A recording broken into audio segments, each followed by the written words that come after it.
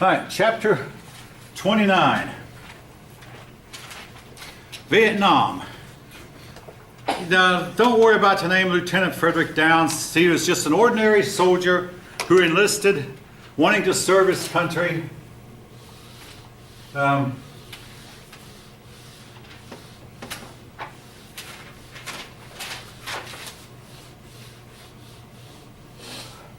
he got wounded badly, and for him the war ended. He found the Vietnamese to be lazy, and this was something I heard from a lot of soldiers when I was in the Guard who returned from Vietnam. They found the Vietnamese to be lazy and not really interested in fighting, and wondered, are we really there to help the right people? Are we really there doing anybody any good? What's the reason for this war? And a lot of us have wondered the same thing ever since. Now, when Kennedy, okay, now you're going to have to pardon us, so this is the way the book does, that all your history books, when it comes to modern times, they'll go back and, basically tell one story in one chapter, and then tell the same story with a different slant in another chapter. So that's how we're going back to Kennedy and Johnson and Eisenhower again, because with your book does that. Anyway, when Kennedy became president, he said, America has grown weak and soft.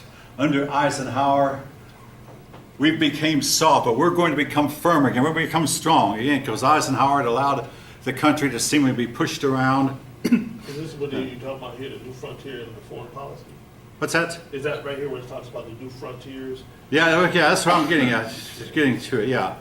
Now, first thing, Castro had taken over Cuba. When the United States refused to recognize Castro, Castro became part of the communist bloc, joined up with the Soviet Union, you might say, and became buddies with Khrushchev. Eisenhower was going to use Cuban refugees to attack Cuba, but he left office before the attack could start.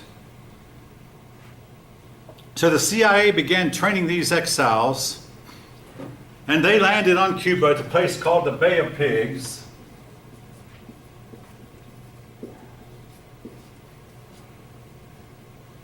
Kennedy believed that the Cuban people would rally quickly and join up with these exiles who had landed to take back over Cuba, and they would oust Castro. Instead, the uprising did not occur.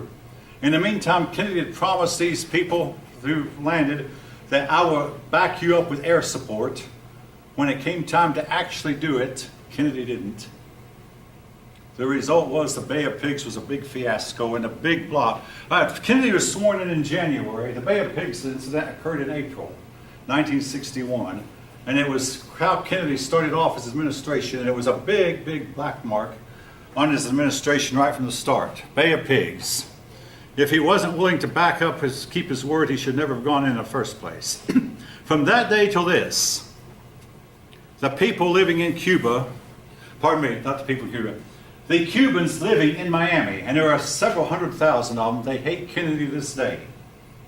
They say he promised us backup, and they passed the hatred on to their children and grandchildren, and it's still going on today. Latin America became alienated from the United States and was to remain so during the administrations of Kennedy and Johnson and largely Nixon.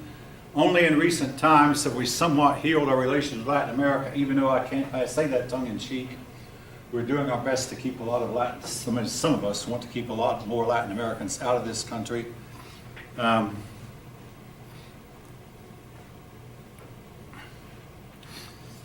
the meantime, just before the invasion, in April 1961, I remember reading in we used to have weekly readers that were given to elementary school students, and they say, you will tell your grandchildren. I remember April 1961. That was the day the first man orbited the Earth. Well, I don't remember the exact date, but it was in April 1961. The Soviet cosmonaut named Gagarin orbited the Earth. Now, folk, I was told by one, I could give them credit. They got there first. The one time they got there, they had 8 of their cosmonauts who were known to have flown and been killed. And finally, when Gagarin got up and came down safely, they announced, well, we've got a man to orbit the Earth one time. There's no doubt he orbited, because our Navy was following him. secretly. So he went up to Gargarian and he beat us. But, I mean, folk, it's like playing a game against a cheat. In the short run, you can't beat the cheat. And what do the Russians do that I call cheating? Sending people up into orbit and getting them killed. Sending another one into orbit and getting him killed. Sending it all together, sending 8 men. And also not announcing that they were going up before they went up. Only announcing they had been up after they got back down alive. And we later learned Gargarian almost died in orbit.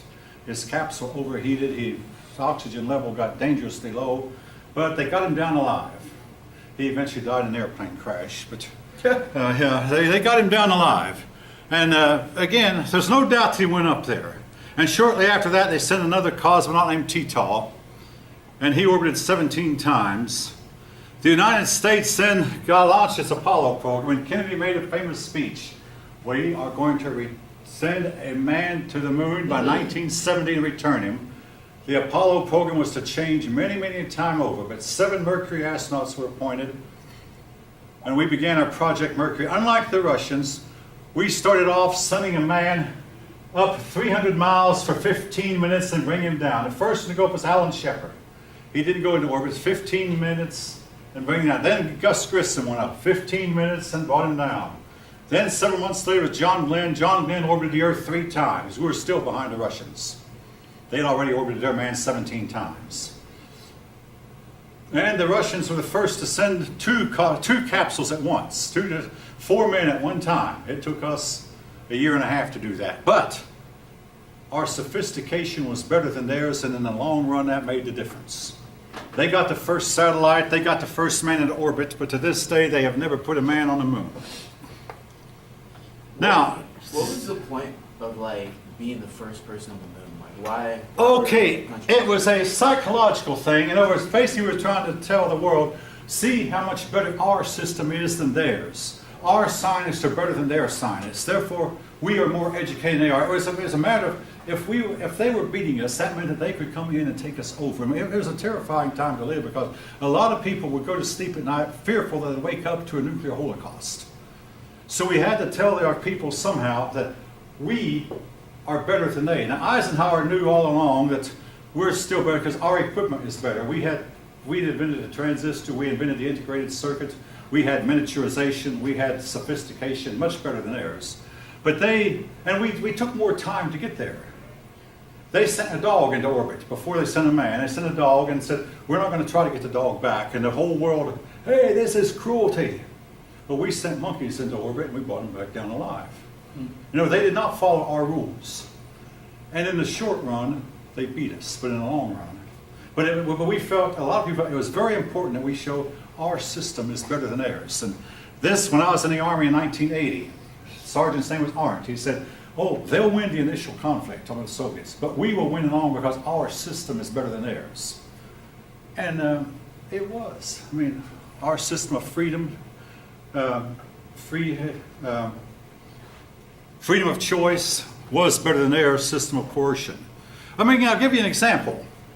Their professional basketball teams cannot compete with ours. All right, you may or may not know Michael Jordan was the best basketball player of his day. He was cut 2 times from his junior high basketball team for incompetence, not for breaking the rules. Michael Jordan, even as a junior high boy, was not that kind of boy.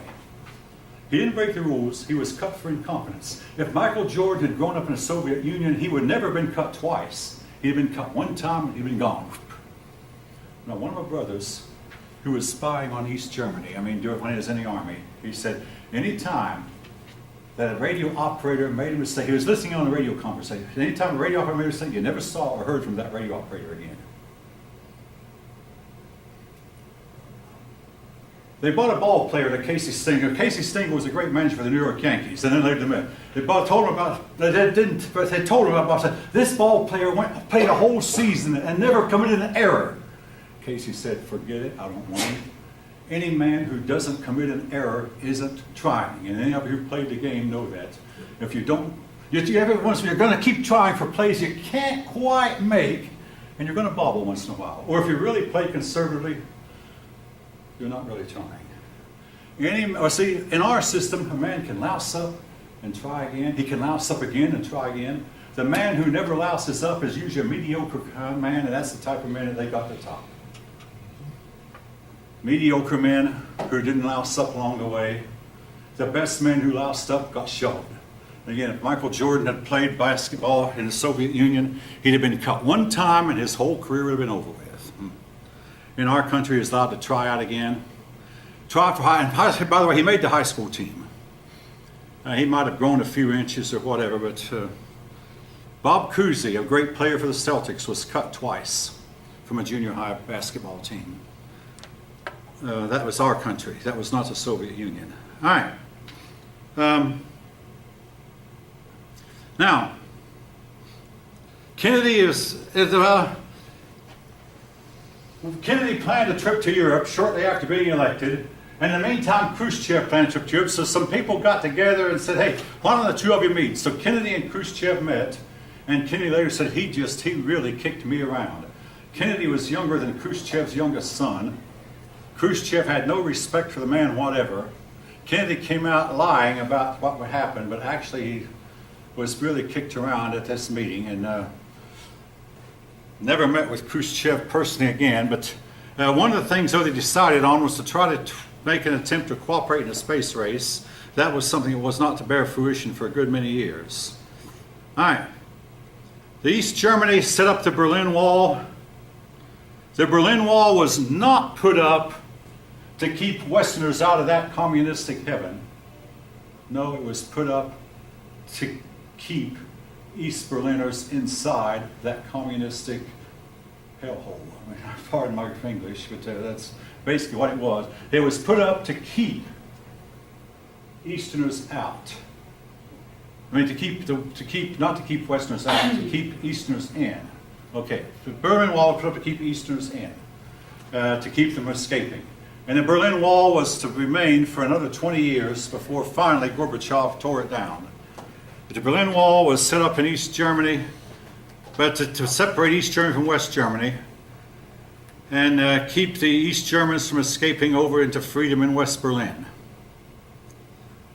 The draft was set up, and the draft age was lowered from 21 to 18, and every man had to register at 18, and this law is still in the books.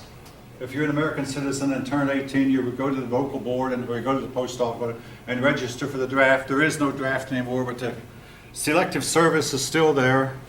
The government supposedly knows how many men it has between 18 and 26.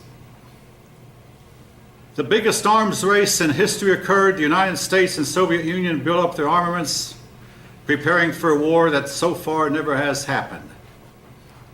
All right, I'll talk about the Cuban Missile Crisis, but I want to give time to that. Folks, be back in about 10 minutes.